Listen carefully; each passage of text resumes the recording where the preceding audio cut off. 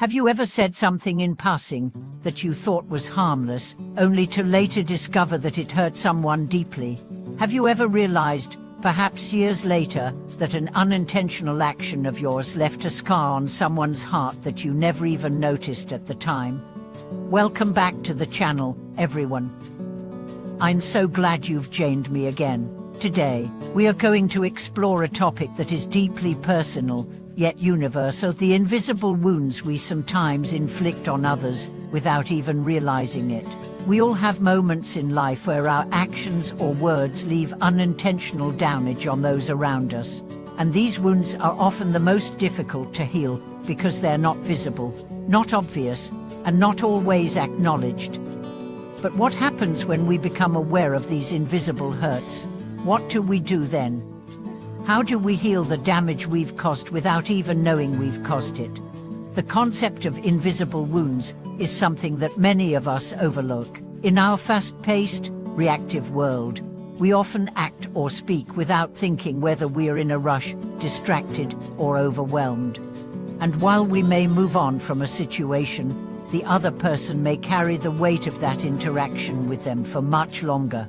The most dangerous part is that these wounds are often overlooked, dismissed, or even forgotten by the person who inflicted them, but they can leave a lasting impact on the one who has received them.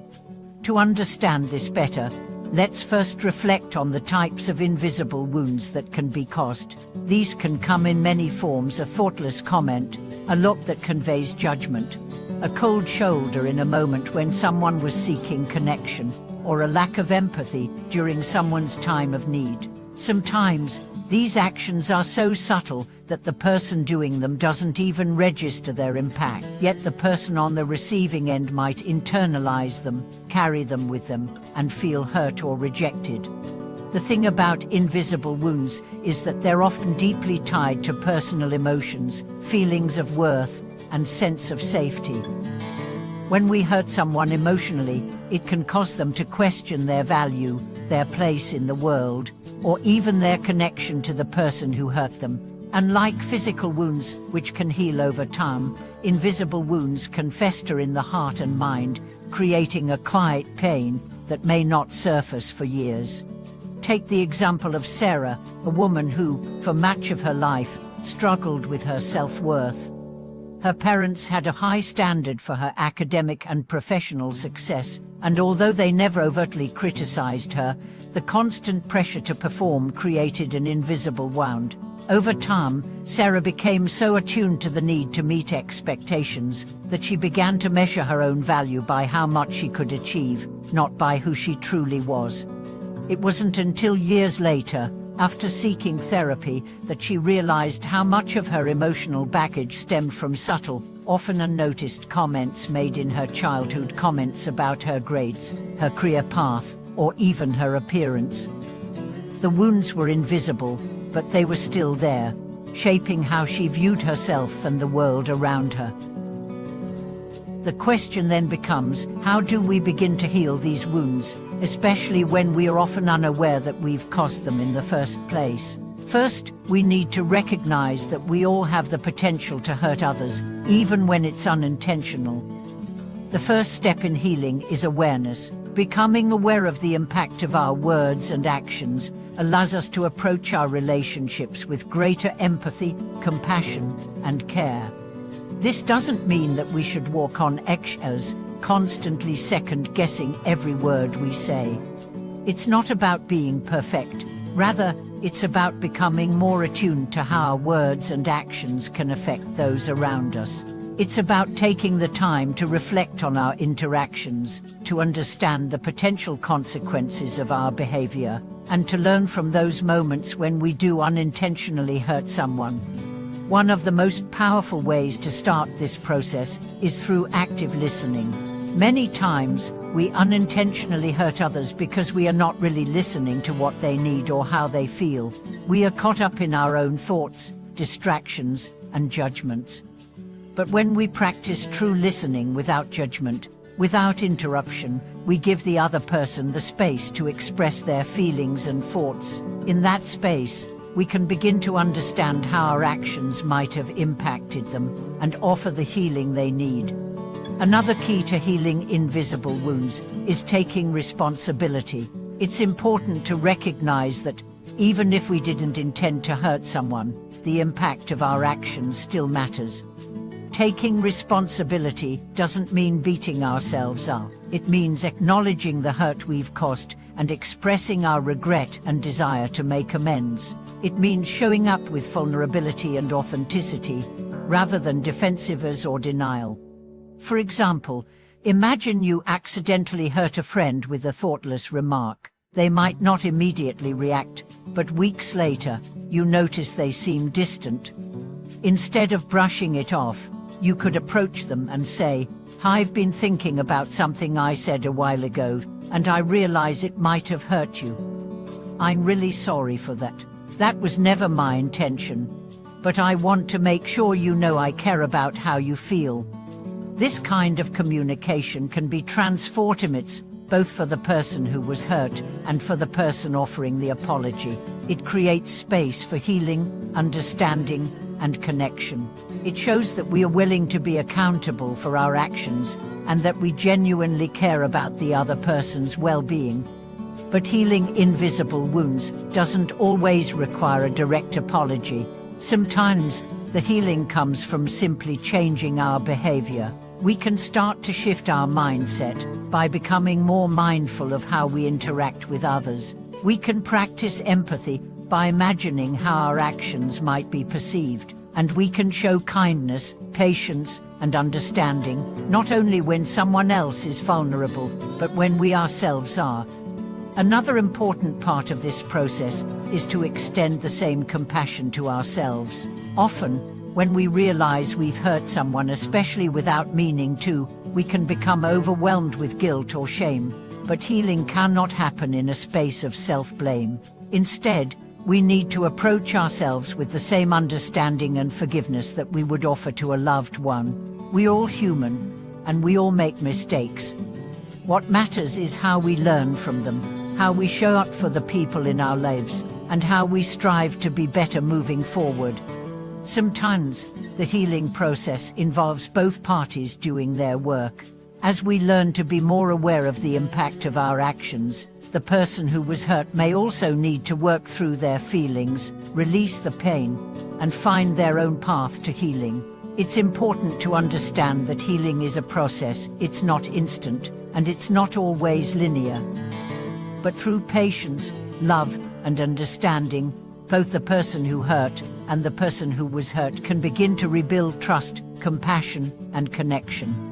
In the end, healing invisible wounds is about creating more mindful, intentional relationships. It's about recognizing the responsibility we have for the energy we bring into the world and making sure that energy is one of care, compassion, and respect. It's about striving to create environments where people feel safe, seen, and valued, not just through grand gestures, but for the everyday interactions that shape our lives. As we begin to heal the invisible wounds we've caused, we also learn to protect ourselves from inflicting new ones. We become more conscious of our words and actions, more attuned to the needs and feelings of others, and more compassionate in our approach to life. As we continue exploring the delicate subject of invisible wounds, let's dig deeper into how these wounds are not only healed within relationships, but can also serve as a catalyst for personal transformation. The truth is, once we start recognizing the impact we have on others, we also begin to examine the impact others have on us. And in this exchange, we discover the profound responsibility we all share in creating a world where emotional harm is minimized and emotional healing becomes a collective effort. Many of us live with emotional scars that are not our fault. These scars, just like invisible wounds, may have been inflicted on us by those we love, by people we trusted, or by society's unrealistic standards. But the beauty of healing lies in the fact that we hold the power to shift the narrative. While we may not be able to undo the past, we certainly have control over how we move forward. By confronting these invisible wounds, whether they are self-inflicted or caused by others, we set ourselves on a path to wholeness, compassion, and peace. And now, let's talk about what it means to truly confront our own role in healing the invisible wounds we carry. Often, when we are confronted with emotional pain, we want to push it away, ignore it, or bury it under layers of distraction. We live in a world that prioritizes productivity over peace, achievement over self-reflection. But healing, especially of the invisible kind, requires deep inner work. It demands vulnerability. It requires us to be honest with ourselves about where we've been hurt and where we've hurt others. Think about it. When was the last time you really sat with your feelings without judgment?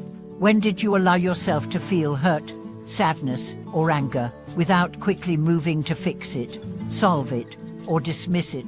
Matsushi's philosophy about clarity of mind applies here. Only when we sit still with our emotions, free from judgment, can we begin to untangle the knots that bind us.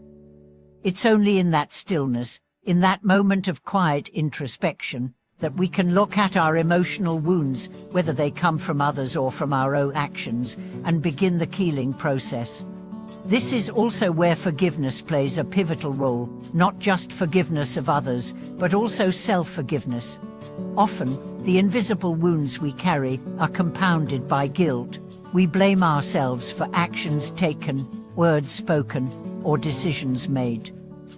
We may hold on to shame for years, long after the situation has passed. And while acknowledging our role in causing hurt is important, so too is letting go of the belief that we are permanently defined by our mistakes. Healing the invisible wounds means learning to release the burden of guilt and shame. It means recognizing that, as humans, we are all imperfect, and that mistakes are not a reflection of our worth. Instead, they are an opportunity for growth, learning, and greater empathy.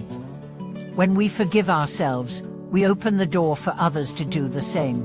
This self-compassion creates an environment where healing becomes not just an individual effort, but a collective one. It allows us to let go of the cycles of blame and judgment that keep us stuck in pain. As we extend forgiveness to ourselves, we also begin to understand the true power of empathy. Empathy is the bridge between pain and healing.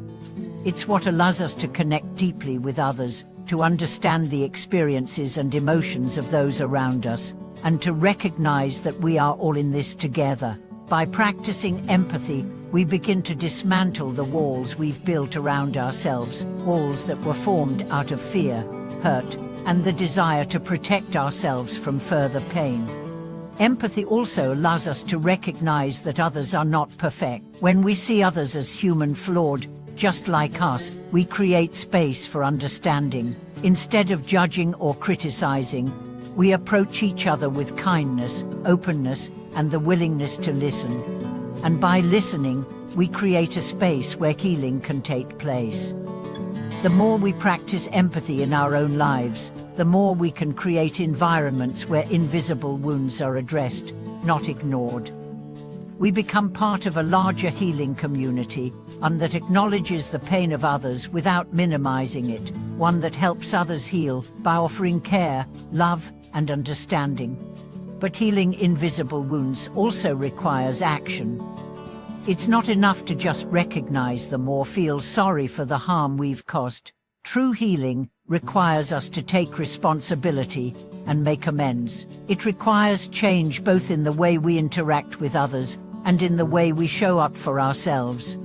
In practice, making amends doesn't mean we can erase the past or undo the hurt we've caused, but it does mean we acknowledge it, apologize for it, and do our best to not repeat it.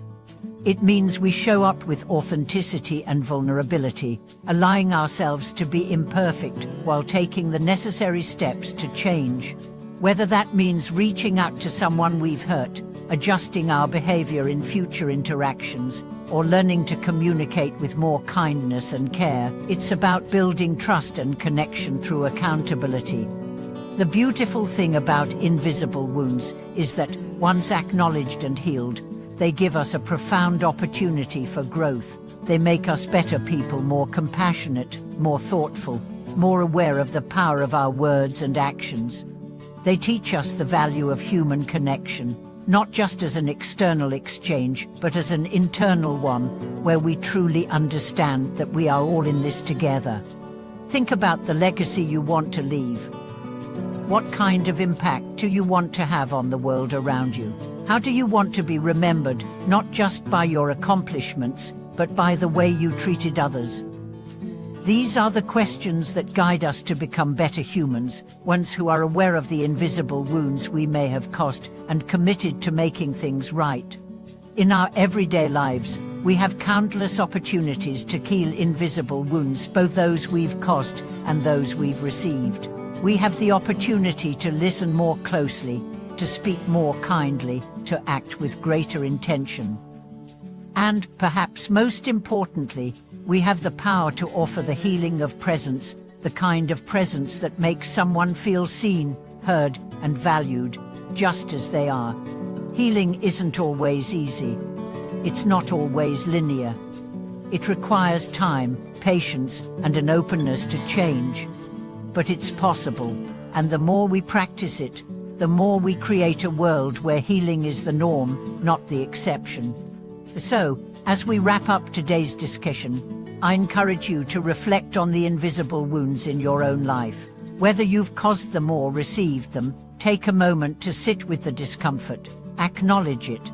Then, ask yourself, what small action can you take today to begin the healing process? Maybe it's an apology, maybe it's a conversation. Maybe it's simply forgiving yourself and letting go of the past. Thank you so much for watching this video. I hope it provided you with some valuable insights into the healing process. Please share your thoughts in the comments below. What steps are you taking to heal invisible wounds in your life? Let's support each other on this journey of healing and growth. If you found this video helpful, don't forget to like, subscribe, and share it with someone who may benefit from this message. Until next time, take care, be kind, and remember, healing starts